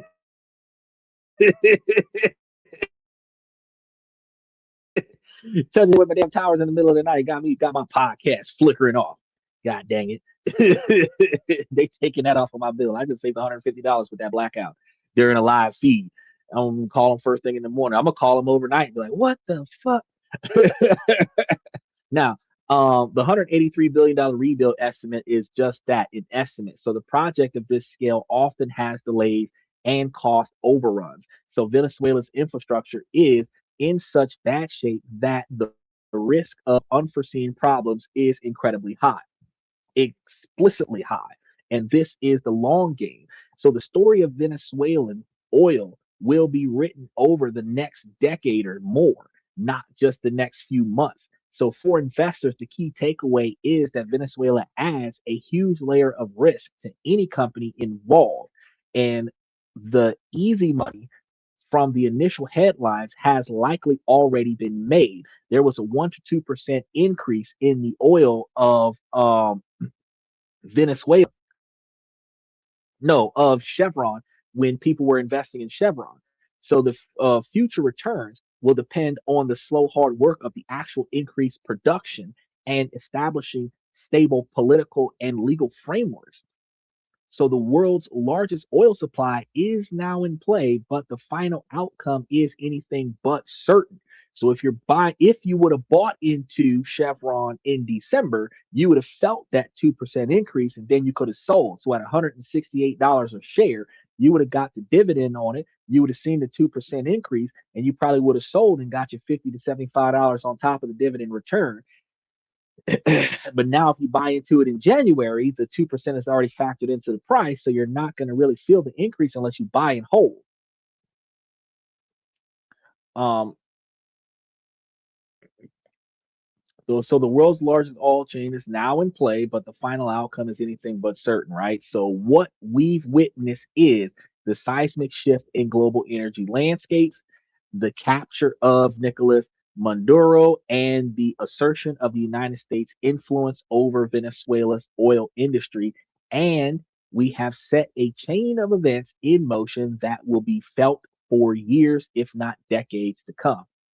He said THQ or TQC. Look, I'm thinking about WWE. TQC. That's a good company to invest in as well.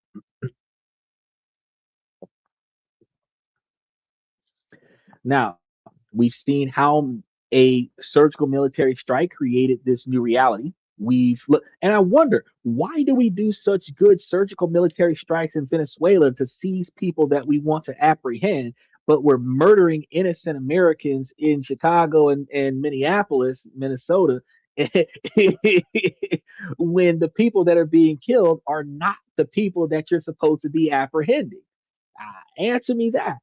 Did they just take the untrained guys and put them in uniform and send them out into the American streets, or was this just like to keep Americans distracted? We're gonna just put a bunch of soldiers out there, say that they're immigration, but really we're just gonna fuck with the poor people real quick because that's what it looks like.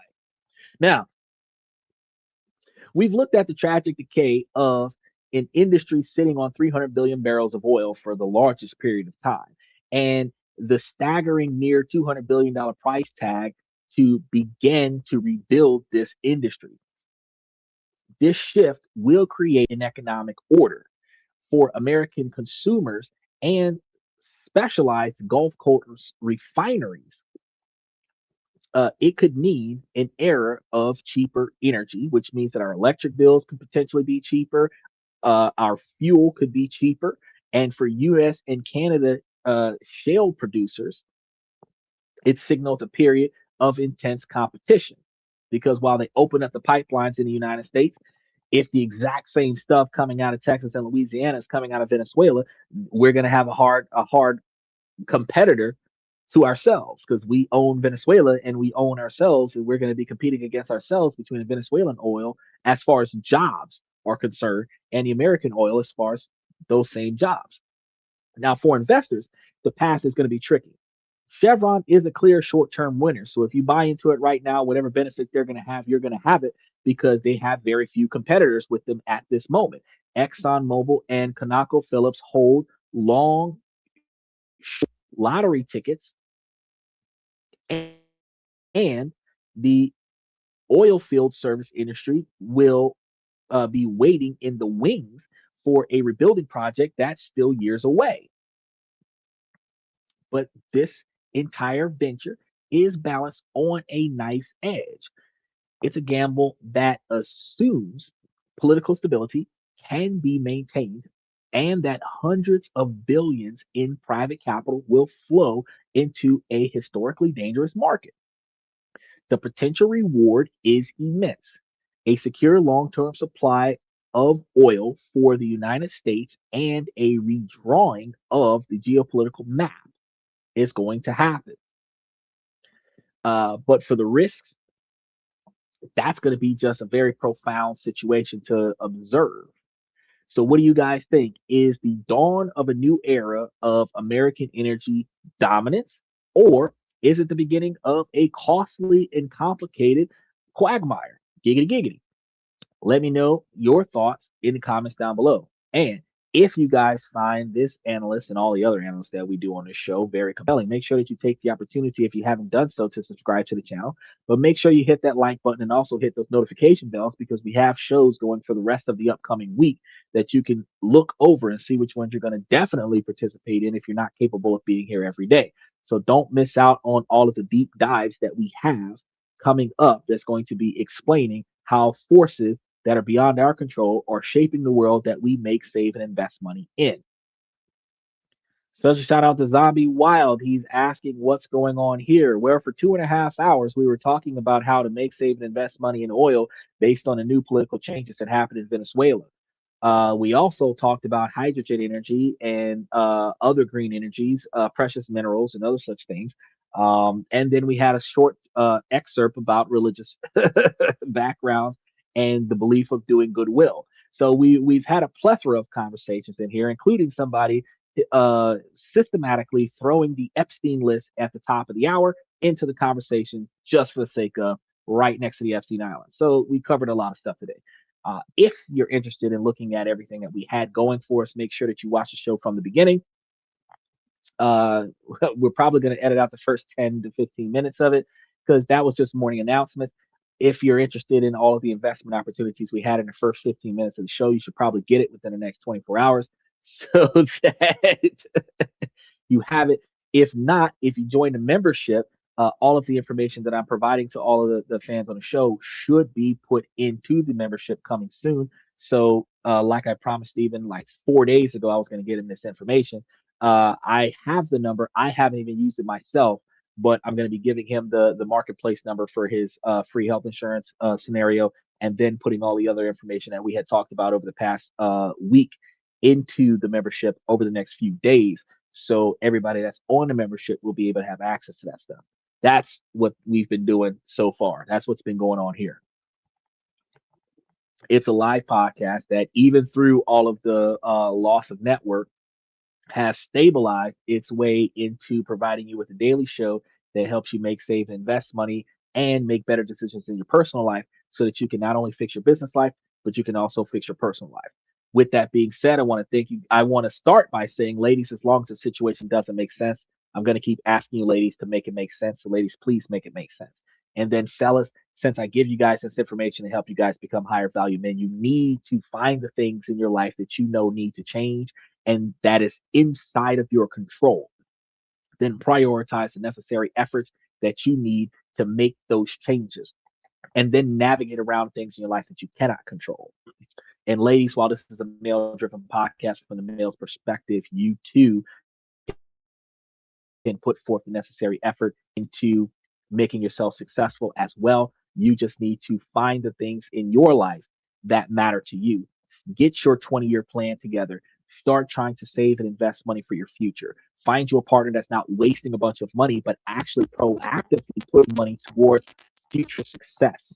And then stick with that partner. If you start looking for a man based on his character, not based on the deep pockets that he have or the quantity of capital in his wallet, you might find the right person for you. If you continue to behave based on shallow expectations and not based on actual growth, you're never going to grow yourself, and you're never going to find the type of relationship that you need, that you will benefit from, because the relationship that you are attracted to is not about growth.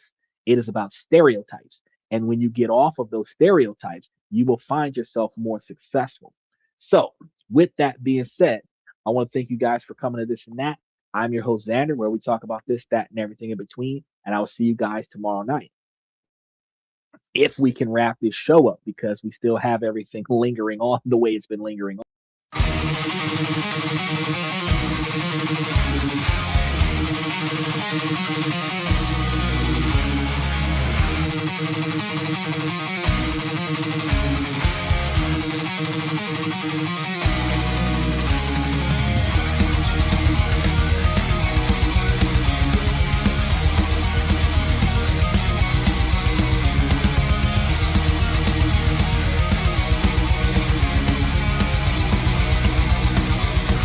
Higher ground.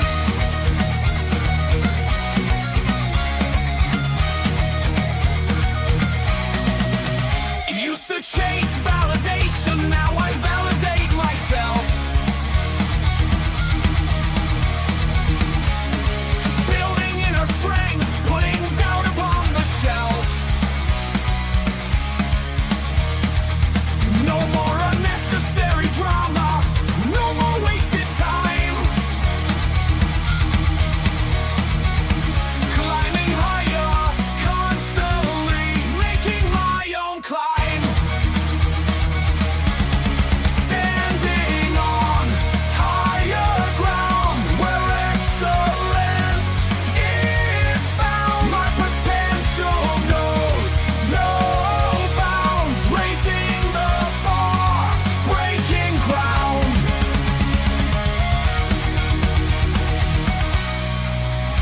My network is my net worth.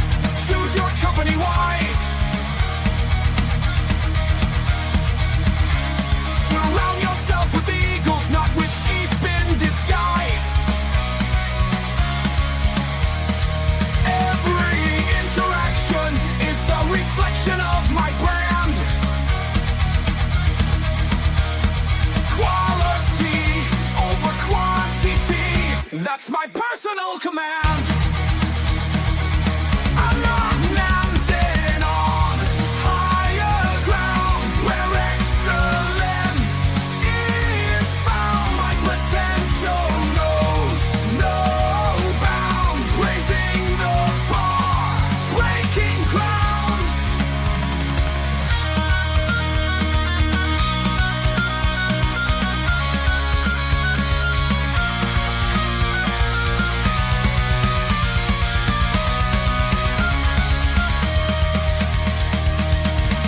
I'm not just living, I'm manifesting my vision, cutting through limitations with surgical precision. My expectations are my compass, my respect is my shield to mediocrity and chaos. I will never